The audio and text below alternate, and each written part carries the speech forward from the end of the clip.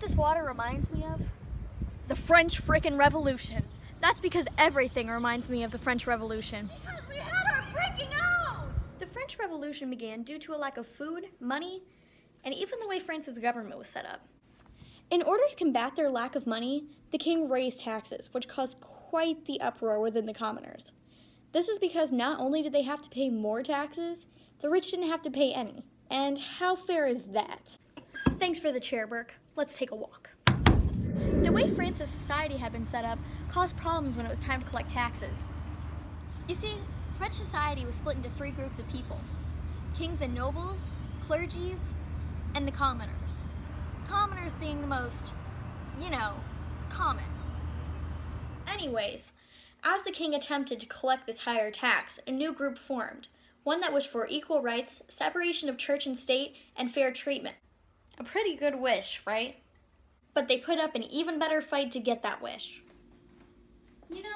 That particular group of people sparked the Enlightenment period, where people began to question the king's power. This is all due to four very important names. These bad boys: Montesquieu, Locke, Voltaire, and Rousseau. And now you guys see why I didn't draw the whole thing. Montesquieu wanted power to be split into three branches: executive, judicial, and legislative, for balanced power. Sound familiar? Locke, with the long nose, wanted three natural rights: life, liberty, and freedom, and for those rights to be protected by the government. Rousseau, with the accidental bald spot, wanted a social contract between citizens and state, so that citizens could make a new contract if their terms were broken by the government. Voltaire simply wanted church and state separated. After those once turned into halves, the result was two birds being killed by one stone.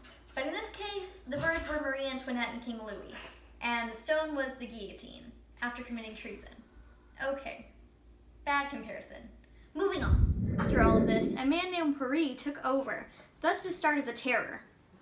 Do you guys ever hear yourself say terror when you mean terror? And when you mean to say horror, say horror time period ended when Paris kicked the bucket by way of guillotine after exhibiting dictator-like actions.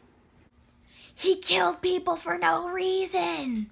This made other countries feel threatened enough that they led invasions to fight the spread of these Enlightenment ideas. A man named Napoleon, you might have heard of him, joined the French military to fight against these countries and eventually led France to victory.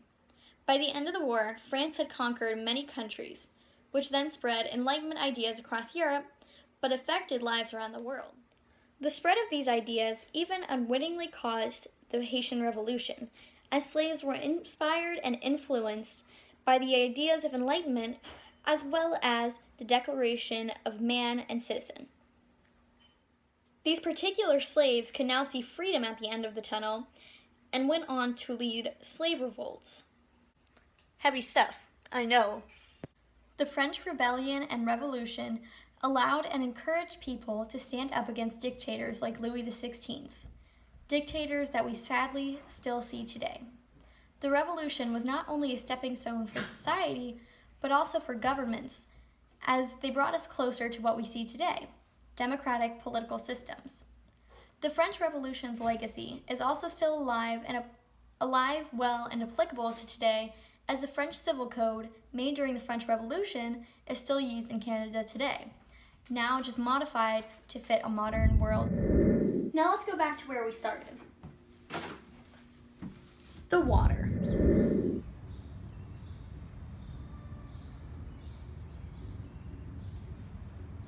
The Haitian and French Revolution were just alike because they were both influenced by Enlightenment ideas and thinkers.